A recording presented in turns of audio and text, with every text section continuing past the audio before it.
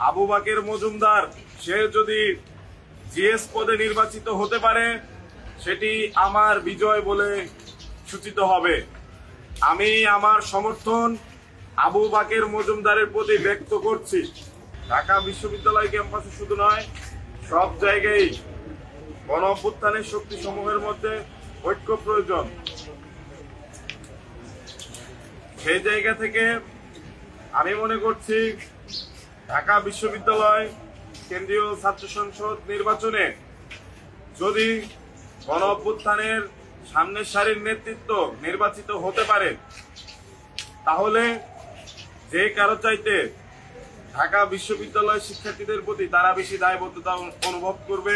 কেননা যাদের ইতপূর্বে ঢাকা বিশ্ববিদ্যালয় শিক্ষার্থীদের স্বার্থে লড়াই সংগ্রাম রয়েছে তারাই ঢাকা বিশ্ববিদ্যালয় শিক্ষার্থীদের পরিশ্রমের মর্ম বুঝবে এবং তাদের জন্য অধিকতর কাজ করবে।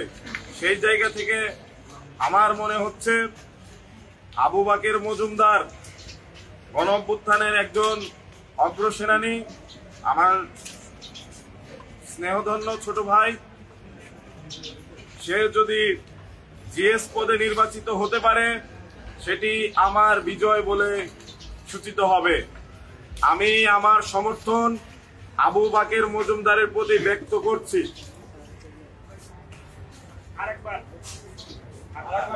আমি জিএস পদে নির্বাচিত করার জন্য আমার সকল শুভাকাঙ্ক্ষী ঢাকা বিশ্ববিদ্যালয়ের সাধারণ শিক্ষার্থীবৃন্দ সকলের প্রতি আহ্বান জানাচ্ছি, আবু বাকের মজুমদারকে আপনারা জিএস পদে নির্বাচিত করুন। আবু বাকের মজুমদারের বিজয়ী মাহিন সরকারের বিজয় বলে সূচিত হবে ইনশাআল্লাহ। যেহেতু এখন পর্যন্ত প্রার্থিতা প্রত্যাহারের কোন সুযোগ নেই সেহেতু প্রার্থীর তালিকায় মাহিন সরকারের নাম থাকবে, কিন্তু যারা আমাকে সমর্থন করেছেন, যারা আমার শুভাকাঙ্ক্ষী, প্রত্যেকের উদ্দেশ্যে আমি বলছি আবু বাকের মজুমদারের বিজয়ী মাহিন সরকারের বিজয় বলে সূচিত হবে।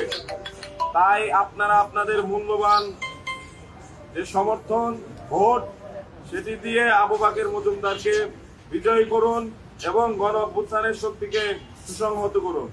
ধন্যবাদ।